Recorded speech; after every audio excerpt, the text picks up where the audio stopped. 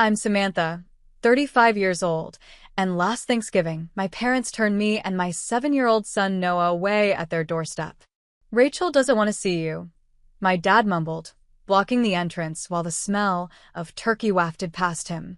My little boy clutched his handmade cards as my sister's laughter echoed from inside. Driving away, Noah asked through tears, "Mommy, why doesn't Grandma want us for dinner?" I gripped the steering wheel, wondering the same thing. Before I dive into this heartbreaking story, let me know where you're watching from and hit that subscribe button if you've ever felt betrayed by your own family. Growing up in suburban Chicago, our family photos painted the perfect picture. My parents, Margaret and Thomas Wilson, created a loving home filled with traditions and expectations.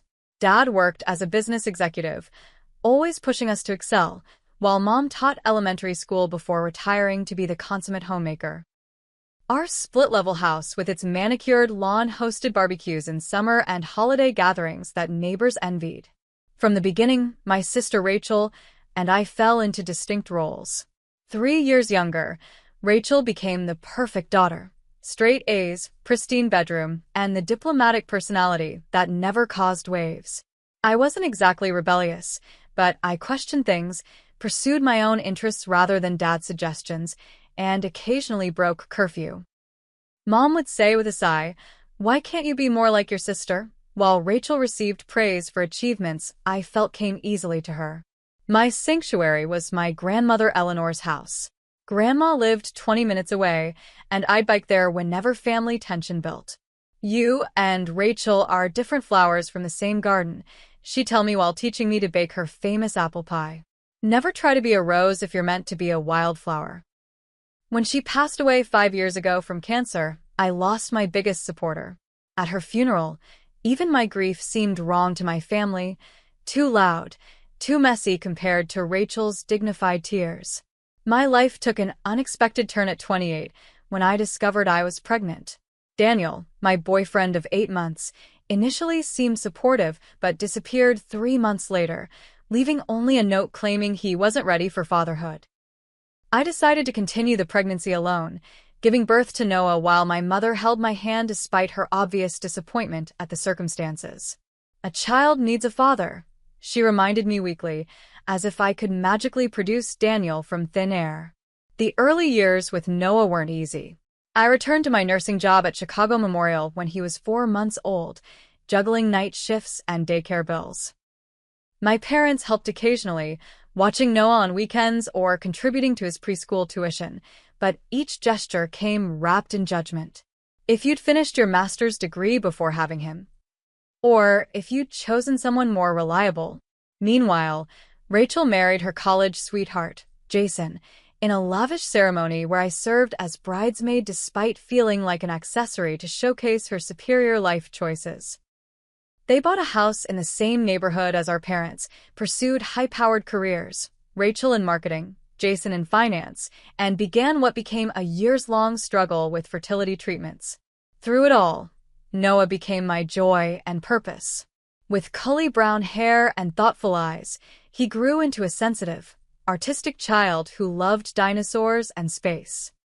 Despite the family tension, he adored his grandparents, especially Grandpa Thomas, who would build elaborate block towers with him and sneak him cookies when Margaret wasn't looking. Last summer brought what I thought was a turning point. During a family barbecue, I overheard my father defending my parenting to a nosy neighbor. "Samantha is an exceptional mother," he'd said firmly. "Noah is lucky to have her." That night, Mom hugged me longer than usual when we left. These small gestures made me believe we were finally moving beyond the old dynamics, that my family was beginning to see and accept me as I was.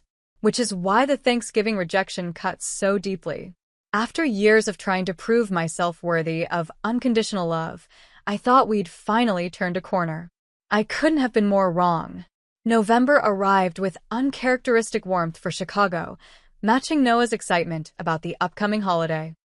Ever since Halloween, he'd been talking about Thanksgiving at Grandma and Grandpa's house. Their home represented everything magical about holidays: The formal dining room with the special china, Grandma's homemade rolls, and the kids' table in the kitchen where he and our cousin's children would giggle over turkey-shaped cookies. "Can I sit at the big table this year?" Noah asked one evening as I tucked him into bed, his dinosaur pajamas almost too small for his growing frame. "I'm 7 now. That's pretty grown up." "We'll see, buddy," I said, kissing his forehead. "But you know the kids always have more fun at their own table." In truth, I preferred him at the kids' table, away from the undercurrents of adult conversation that could suddenly turn tense when certain topics arose, usually something about my life choices or Rachel's achievements. 3 weeks before Thanksgiving, I started preparations. Noah and I spent a Saturday afternoon selecting new outfits, a forest green sweater for him that matched his eyes, and a burgundy dress for me that I hoped looked both festive and mature. I wanted to present the image of success, of having my life together, even if my bank account told a different story after recent car repairs. "We should make something to bring," Noah suggested while we shopped. "Grandma likes when people help." So we added pumpkin pie ingredients to our list, using Grandma Eleanor's recipe that I'd memorized years ago. Noah proved to be an enthusiastic baker, even if more flour ended up on our kitchen floor than in the mixing bowl. 3 days before Thanksgiving, I called Mom to confirm our arrival time and ask what else we could bring besides the pie. "Oh, Samantha," she answered, her voice carrying an odd note I couldn't quite place. About Thursday. My stomach tightened. "Is everything okay? We're still on for 2 o'clock, right?" Yes, she said quickly. 2 is fine. It's just..." She paused, and I heard muffled voices in the background. "Mom? What's going on?" "Nothing, dear. Just checking if Noah still likes cranberry sauce. I'm making the homemade kind." The conversation continued with several similar awkward pauses, but I dismissed my unease. Mom had always been a worrier, especially around holidays when she felt pressure to create perfect family memories. The day before Thanksgiving, Noah spent the afternoon making handmade cards for everyone, elaborate constructions of colored paper, stickers, and wobbly handwriting declaring why he was thankful for each family member. For Grandpa, he wrote about fishing trips. For Grandma, her cookies and hugs. For Aunt Rachel and Uncle Jason, he thanked them for the astronaut Lego set from his birthday. "This is my best work," he declared seriously, showing me Rachel's card adorned with star stickers.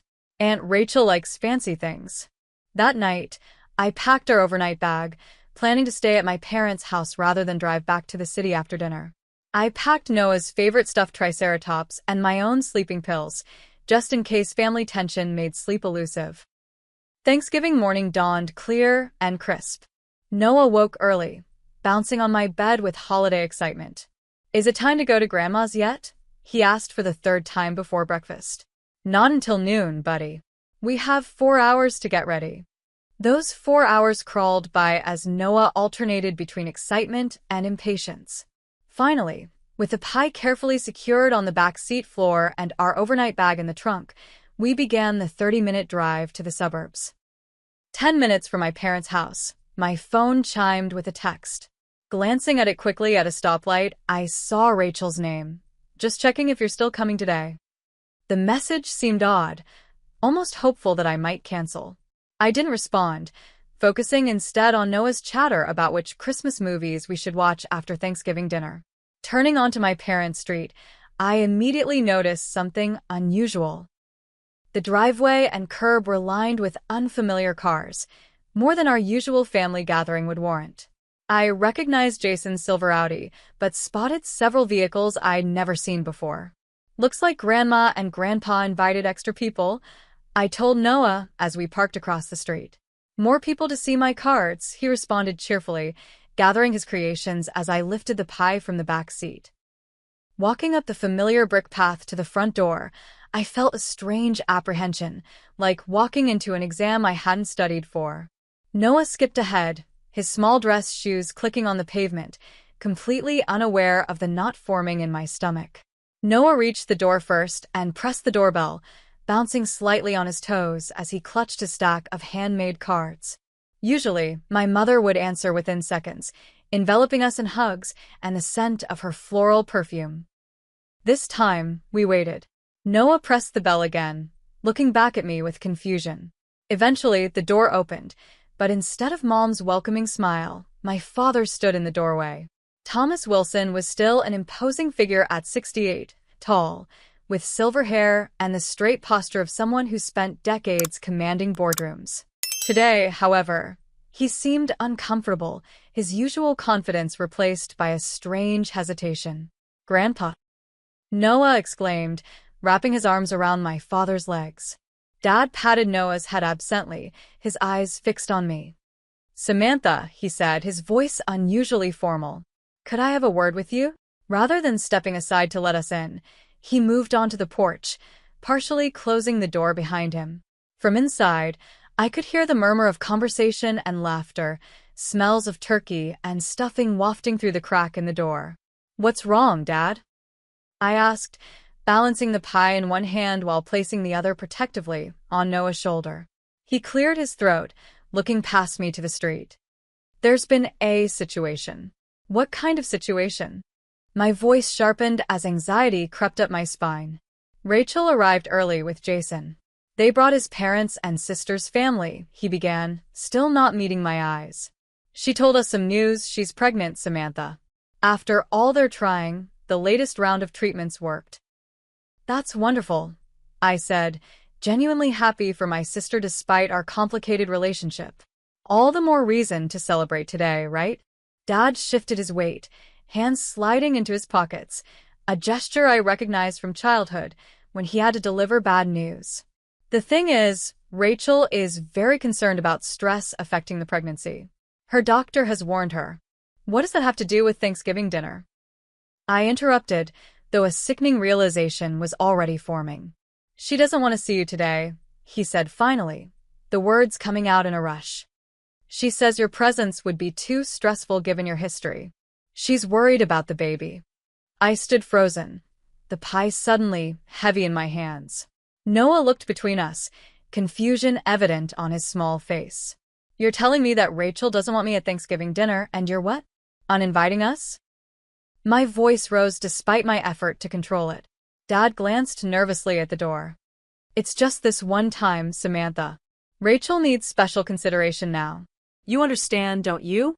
You're a mother." "Yes, I am a mother," I said, nodding toward Noah, who was clutching his cards tighter, sensing the tension. "And my son has been looking forward to this dinner for weeks. He made cards for everyone." As if on cue, Noah held up the carefully crafted cards. "I made one for Aunt Rachel with stars because she likes fancy things," he said, his voice small. Dad looked at Noah, genuine regret crossing his face. "That's very nice, buddy. Maybe you can give it to her another time." "Another time?" I echoed, disbelief giving way to anger. "So, you're actually turning us away? On Thanksgiving?" He reached into his back pocket and pulled out his wallet. "Look, I know this is disappointing." Here, he extended several bills toward me. "Take Noah somewhere nice for dinner. The Marriott is a good Thanksgiving buffet." The offering of money, as if our exclusion could be compensated with cash, broke something in me. I stepped back, refusing to take it. "Keep your money," I said, my voice shaking.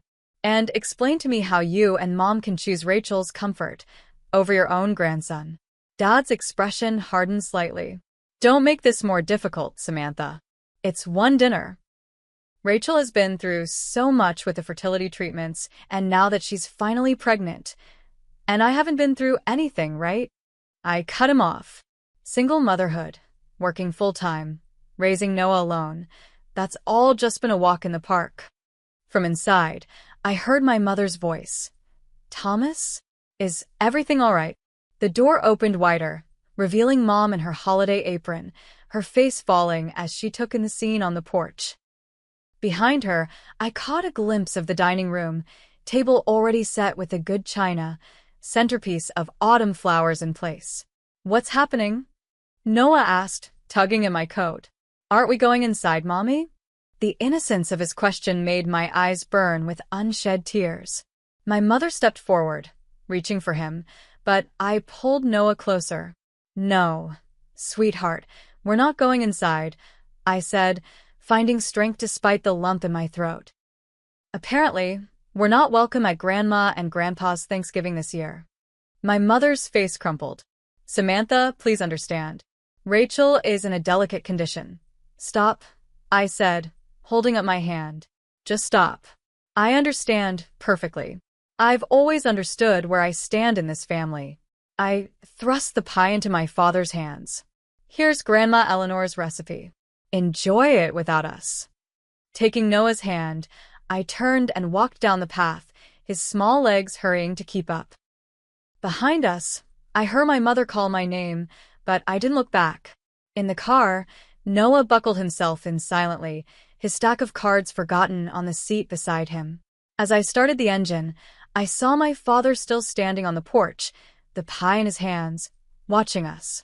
Why doesn't Grandma want us for Thanksgiving? Noah asked as we pulled away from the curb, his voice small and confused. I had no answer that wouldn't break his heart even more. As soon as we turned the corner from my parents' street, the tears I'd been holding back spilled over. I pulled into the empty parking lot of a closed hardware store, put the car in park, and covered my face with my hands, trying to muffle the sobs that racked my body. Mommy. Noah's concerned voice cut through my breakdown. Are you okay? I quickly wiped my eyes, forcing a smile that felt like it might crack my face. I'm fine, buddy. Just a little sad. Is it because we can't have Thanksgiving with Grandma and Grandpa? He asked, his perception breaking my heart all over again. Yes, I admitted, seeing no point in lying. But you know what? We'll have our own special Thanksgiving. Just you and me. Noah looked down at his handmade cards, now slightly bent from being clutched too tightly. But I made these for everybody. And Grandma was going to make her special mashed potatoes with the lumps left in. The specific detail, the mashed potatoes I'd grown up eating, that my mother always made exactly how I liked them, nearly undid me again. I took a deep breath, trying to steady myself for Noah's sake. Where are we going to eat turkey now? He asked, looking out at the rows of closed shops and empty parking lots. The reality of our situation hit me. It was Thanksgiving Day, nearly 3 in the afternoon, and most restaurants would either be closed or fully booked. Let me make a call, I said, reaching for my phone. I dialed Jessica, my best friend since college, but remembered too late that she was in Michigan visiting her parents. Still, I left a voicemail, my voice breaking as I briefly explained what had happened. We drove aimlessly through suburban streets lined with homes where families were gathering. Through windows, I caught glimpses of people laughing, setting tables, living out the holiday I'd expected to have. Each scene felt like salt in an open wound. Noah was unusually quiet in the back seat, his normal chatter replaced by silence as he stared out the window. I kept glancing at him in the rearview mirror, wishing I could shield him from this pain, hating that my family conflicts were affecting him. As we drove, memories ambushed me. Thanksgivings past when Rachel and I would help Mom in the kitchen, Dad carving the turkey with ceremonial precision, the annual family photo on the living room sofa. Last year, despite the usual undercurrents of tension, we'd played charades after dinner, and I remembered Noah's delighted laughter when Grandpa pretended to be a T-Rex. My phone buzzed with a text from my mother. I'm so sorry, honey. This isn't what I wanted. Rachel was very insistent, and your father thought it best to keep peace. Please understand. Understand? What exactly was I supposed to understand? That my sister's comfort would always matter more than mine? That my son was collateral damage in a family power struggle? I didn't respond, focusing instead on finding somewhere, anywhere we could salvage our Thanksgiving. After nearly an hour of driving, I spotted a diner with its lights on and neon, open sign glowing in the window. The parking lot held a few cars, giving me hope. How about here? I asked Noah, trying to inject enthusiasm into my voice. Diners make the best pie. He nodded silently, and I felt another crack in my heart. Noah was normally so expressive, so quick with questions and observations. His silence spoke volumes about how deeply our rejection had affected him. Inside, the diner was warm and smelled of coffee and gravy. A few tables were occupied, Mostly elderly people dining alone or in pairs, a couple of truckers at the counter. No families. No celebración. Anywhere you'd like, said the waitress, a woman in her 50s with kind eyes and a name tag that read Linda. She handed us menus and gave Noah a sympathetic smile. We've got a turkey special today. Not fancy, but it does the trick. We settled into a booth by the window.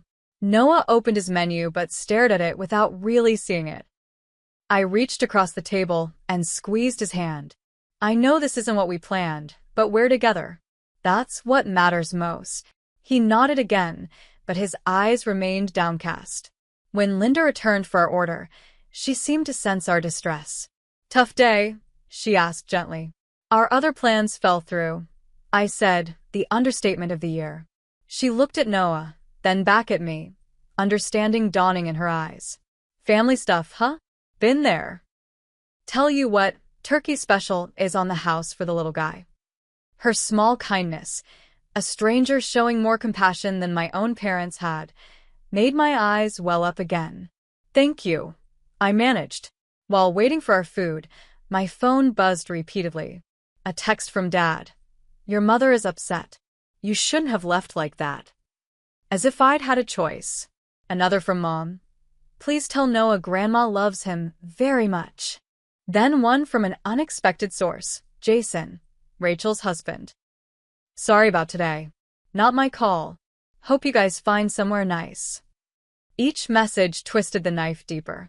They were sorry, but not sorry enough to stand up to Rachel, not sorry enough to choose differently. When our food arrived, turkey, mashed potatoes, nothing like Mom's, gravy, and a scoop of canned cranberry sauce. Noah picked at it listlessly. It's not the same, he said softly. No, it's not, I agreed, deciding honesty was better than forced cheerfulness. But sometimes things don't go as planned, and we have to make the best of it. Why doesn't Aunt Rachel want to see us? He asked suddenly, looking up with eyes too serious for a 7-year-old. Did I do something bad? No, I said firmly, reaching for his hand again. Absolutely not. This has nothing to do with you, Noah. Aunt Rachel and we've had some disagreements over the years. Adult stuff. Is it because I'm too noisy? She told me once I talked too much about dinosaurs. The revelation that Rachel had criticized my son to his face ignited a fresh wave of anger. You are perfect exactly as you are, I told him fiercely. Your dinosaur facts are amazing, and anyone who doesn't want to hear them is missing out. We finished our meal in relative silence.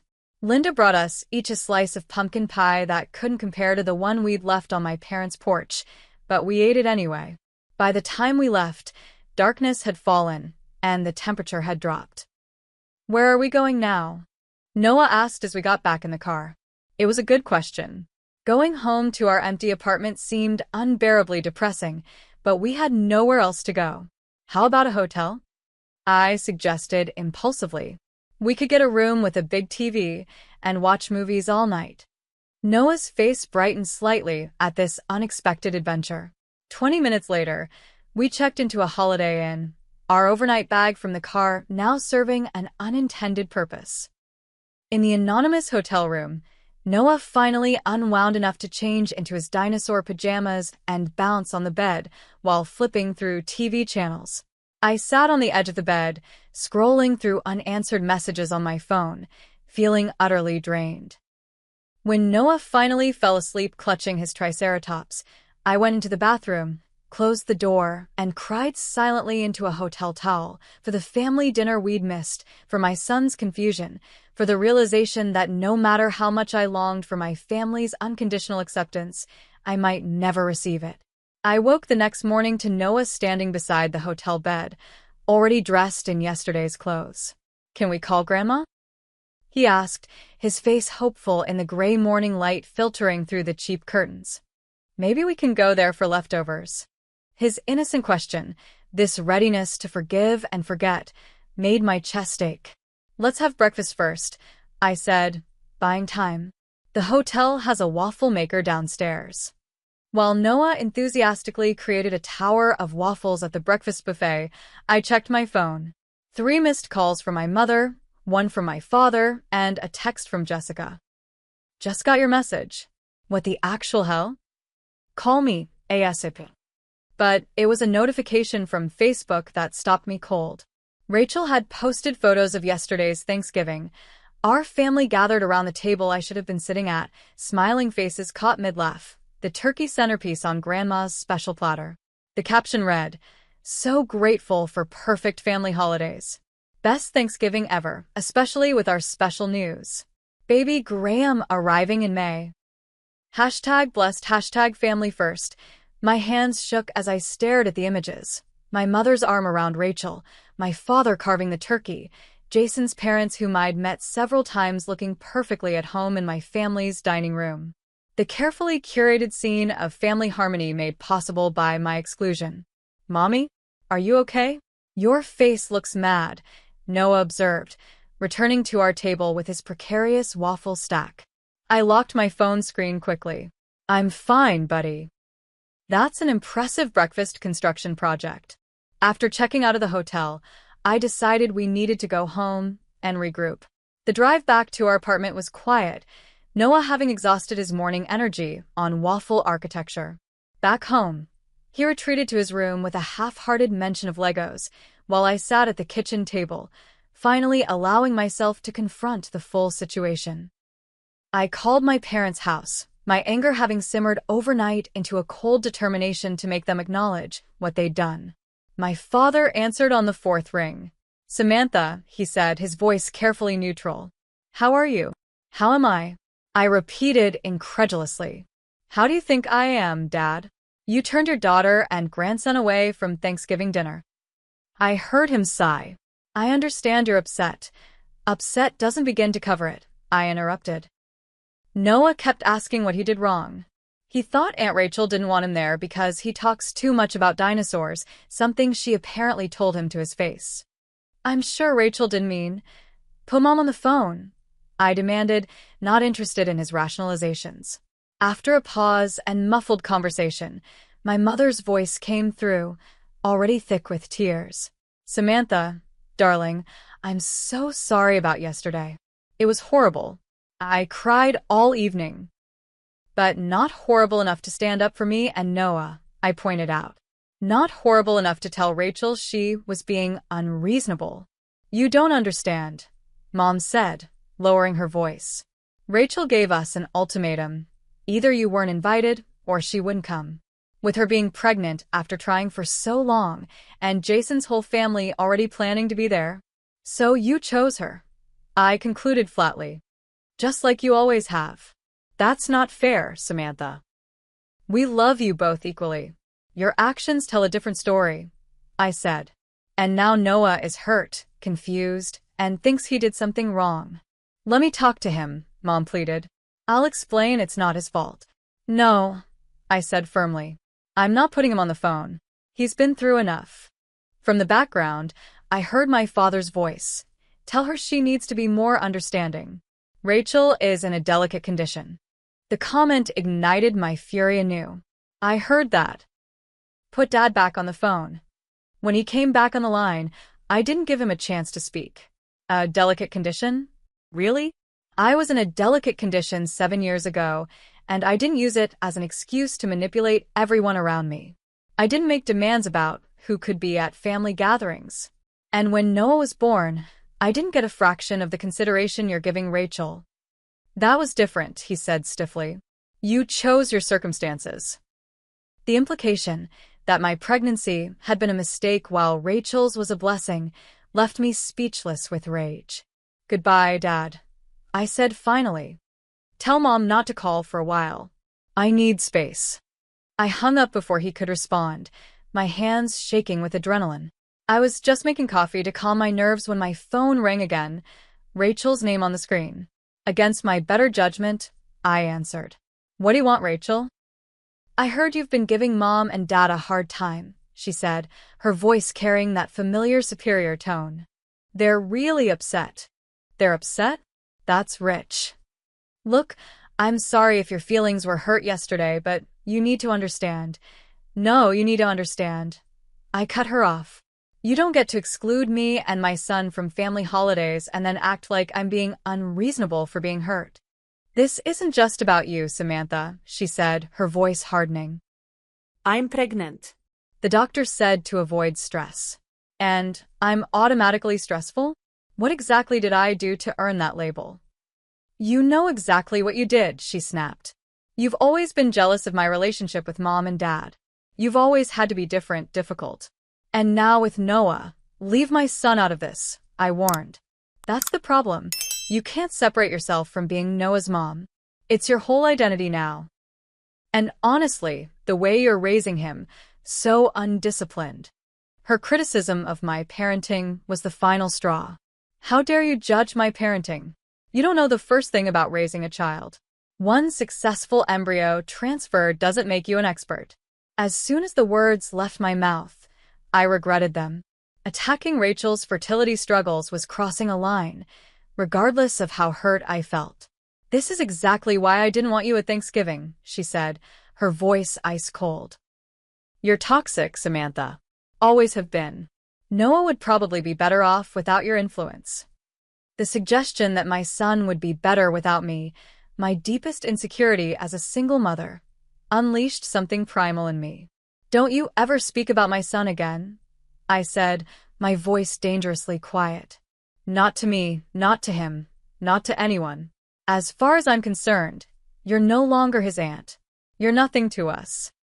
I ended the call and immediately blocked her number, then did the same for my parents. The finality of the action left me breathing hard, as if I'd run a marathon. From the hallway came a small voice. Mommy? I turned to find Noah standing there, his eyes wide and frightened. How much had he heard?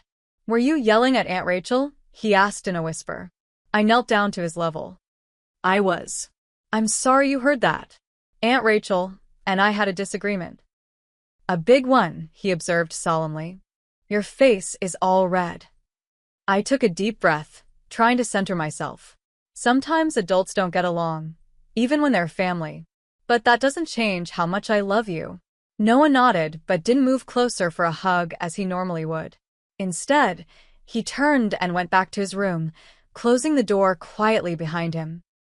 In that moment, seeing my son retreat from my anger, I realized that the family drama was affecting him more deeply than I'd understood.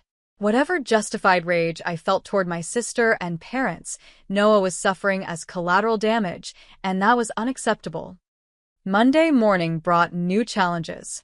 Noah, usually excited for school, refused to get out of bed. My tummy hurts, he claimed, curled beneath his dinosaur comforter. I can't go to school today. I felt his forehead, no fever. Is your tummy really sick, or is it more of a worried feeling? His silence answered my question. After the weekend's events, Noah was exhibiting signs of emotional distress, and I couldn't ignore them. I called the hospital to take a rare personal day off, then emailed Noah's teacher explaining he wouldn't be in class. Within minutes, Mrs. Bennett, his second-grade teacher, called me back. Is everything all right with Noah? She asked, genuine concern in her voice. He's never absent, and last week he was so excited about making Thanksgiving cards for his family. Something about her kindness broke through my carefully constructed composure. Before I knew it, I was explaining the whole situation, the rejection at the door, Noah's confusion, the explosive argument with Rachel. I'm worried about him, I concluded. He's so quiet, not like himself at all. Children absorb family tension like sponges, Mrs. Bennett said gently, even when we think we're protecting them. I don't know how to fix this, I admitted, the words painful to say aloud. I might have a suggestion, she offered. My sister is a family therapist, Dr. Andrea Wilson, no relation to your family, I assume. She sometimes has emergency openings for situations like yours. Would you like her number? I hesitated only briefly. Whatever my own feelings about therapy, my father had always dismissed it as paying someone to listen to your problems. Noah's well-being had to come first. Yes, please, I said. Remarkably, Dr. Wilson had a cancellation that very afternoon. I presented it to Noah as a special meeting with a lady who helps kids talk about big feelings, and he agreed with a shrug that worried me even more than outright resistance would have. Dr. Wilson's office surprised me. Not the sterile, clinical space I'd expected, but a warm room with comfortable furniture, plants, and a corner filled with toys and art supplies. She greeted Noah at eye level, her manner gentle but not condescending. "I thought maybe Noah could do some art while we talk," she suggested after introductions. Many children find it easier to express themselves through drawing. Noah settled at a small table with paper and markers while I briefly outlined the situation to Dr. Wilson in hushed tones. She listened without judgment, occasionally nodding. "Noah," she called softly after our whispered conversation. "I wonder if you could draw a picture of Thanksgiving. Whatever Thanksgiving means to you." While Noah drew, Dr. Wilson asked me questions about family patterns, my relationship with Rachel growing up, and how Noah typically handled conflict. Her approach was professional but warm, never making me feel blamed for the situation. After about 20 minutes, Noah brought his drawing over. I caught my breath when I saw it. He had drawn 2 separate houses. In one, a large table with many stick figures eating turkey. In the other, just 2 small figures, one clearly Noah and one me, sitting at a tiny table with sad faces. But it was the third element that broke my heart. Between the houses, he had drawn himself, alone, with a speech bubble containing a question mark. "Can you tell me about your picture, Noah?" Dr. Wilson asked. "This is Grandma and Grandpa's house with a big table and everyone happy," he explained, pointing. "And this is me and Mommy, at the diner being sad." His finger moved to the solitary figure between houses. "And this is me trying to figure out why I can't be in both places. Why can't everyone be together? Why do you think that is?" Dr. Wilson prompted gently. Noah looked down at his shoes. "Because I did something wrong. Or because Mommy did something wrong. Aunt Rachel doesn't want us there because we're bad." I had to fight back tears. "Noah, that's not true at all." Dr. Wilson gave me a reassuring nod, silently encouraging me to continue. "Sometimes," I said carefully, "grown-ups have disagreements that have nothing to do with children. Aunt Rachel and I have had some problems for a long time, since before you were even born. None of this is your fault. But why doesn't Grandma want us?" he persisted, the question piercing my heart. "Grandma and Grandpa are in a difficult position," I tried to explain. "They love everyone and don't want to make anyone upset." "They made you upset," Noah observed with a child's simple logic. "And me too." Dr. Wilson interjected gently. "Noah, it sounds like you're feeling caught in the middle of some big adult feelings.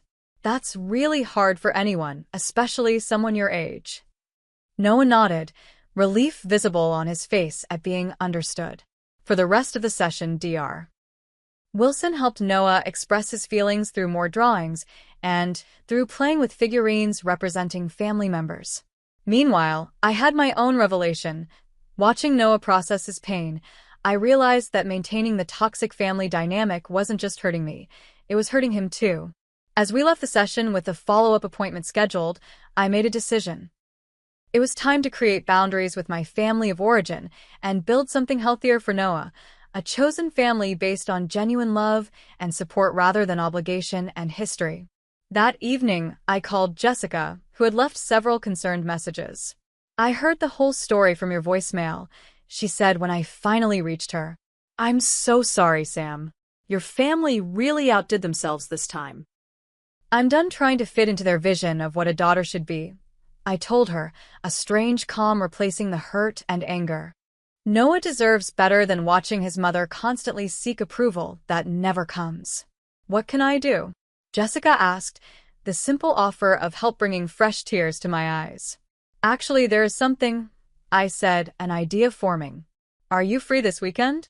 By Saturday, Jessica had organized an impromptu Friendsgiving at her loft apartment. She invited several mutual friends, colleagues from the hospital who had children Noah's age, and my neighbor Alicia and her son, who often had playdates with Noah. The gathering was nothing like my parents' formal Thanksgiving. Mismatched chairs around tables pushed together, potluck dishes instead of my mother's carefully planned menu, paper plates rather than fine china. But the laughter was genuine, the conversation supportive, and most importantly, Noah was smiling again, playing Uno with the other children while adults chatted nearby. "Look at him," Jessica said, nodding toward Noah, who was giggling as he placed a draw 4 card. That's the first time I've seen him really laugh since before Thanksgiving. I've been so focused on what we lost, I admitted, that I didn't see what we could build instead. As the gathering wound down, my phone buzzed with a text from an unknown number. It was my father, apparently calling from my mother's phone since I'd blocked his number. Package left on your doorstep. Noah's Christmas gift from us. Early this year given circumstances.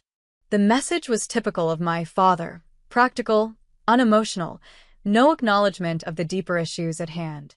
When we arrived home later that evening, a large package wrapped in Christmas paper waited by our door. Noah tore into it excitedly to reveal the model dinosaur excavation kit he'd been talking about for months, a thoughtful gift that showed my father had been listening to Noah's interest despite everything. Included was a card signed by both my parents, but clearly written by my mother. "We miss you both. When you're ready to talk, we're here." It wasn't an apology, but it was an opening. For Noah's sake, I decided to accept it as such, even as I determined to establish clearer boundaries moving forward. That night, as I tucked Noah into bed, he asked, "Are we still a family without Grandma and Grandpa and Aunt Rachel?" "We've always been a family, just you and me," I told him, smoothing his hair. "And we have a bigger family too, Jessica, your friends from school, the people who were at Friendsgiving today. Family isn't just about who you're related to. It's about who loves you and treats you with kindness."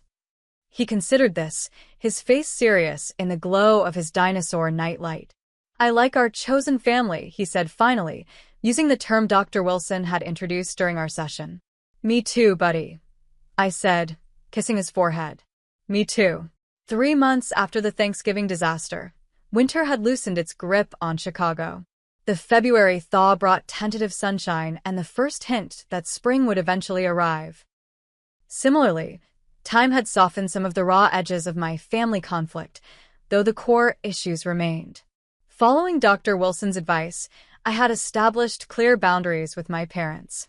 We had resumed limited contact in January, primarily through scheduled phone calls where my mother could speak with Noah.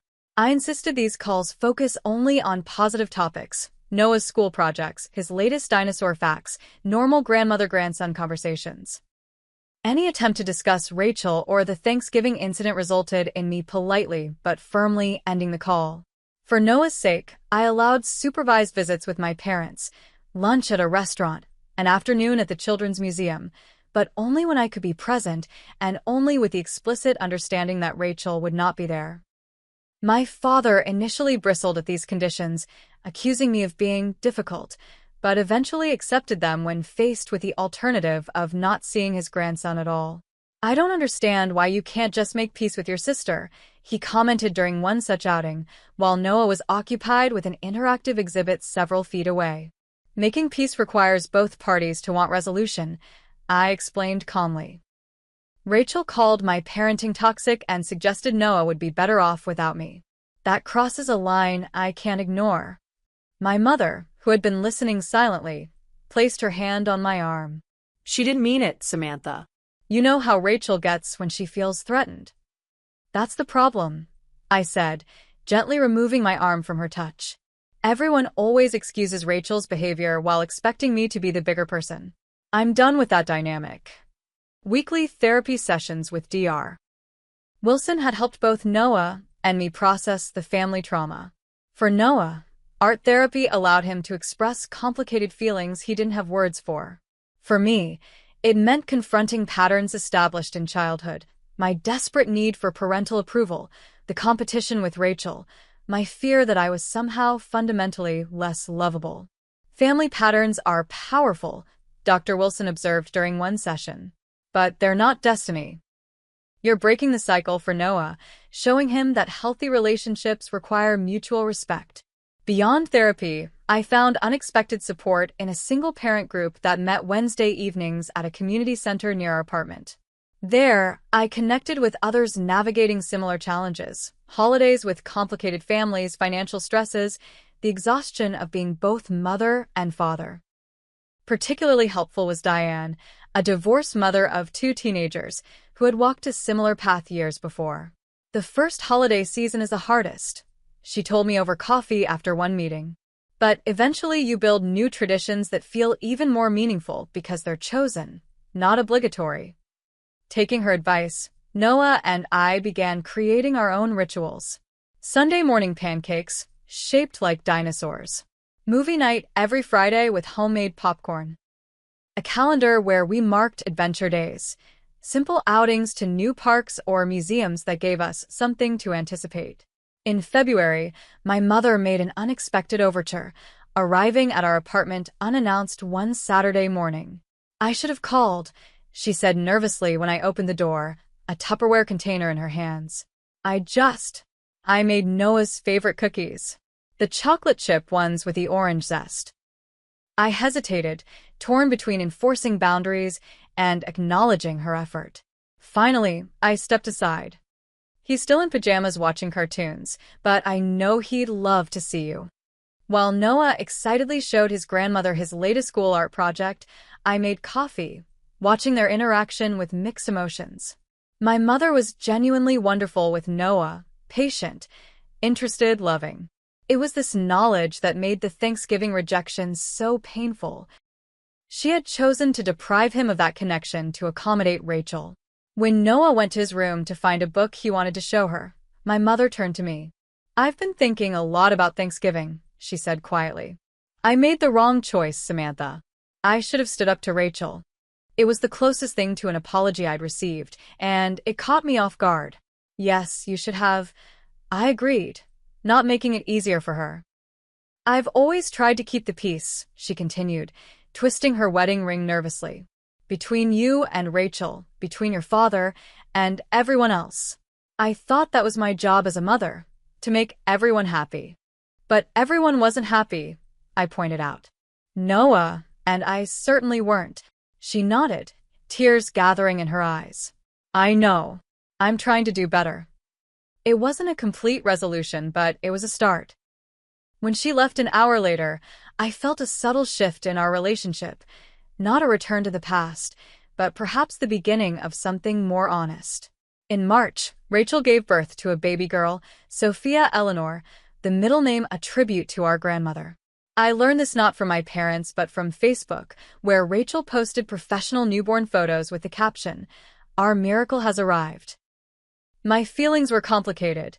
Genuine happiness for the child, residual anger at Rachel, sadness at the cousin relationship Noah might never have. After consideration, I sent a small gift, a soft blanket with stars embroidered on it, with a simple card. "Congratulations on your daughter. Wishing her health and happiness. Samantha and Noah." It was the closest I could come to an olive branch without compromising my own boundaries. Rachel never acknowledged the gift directly, though my mother mentioned she had received it.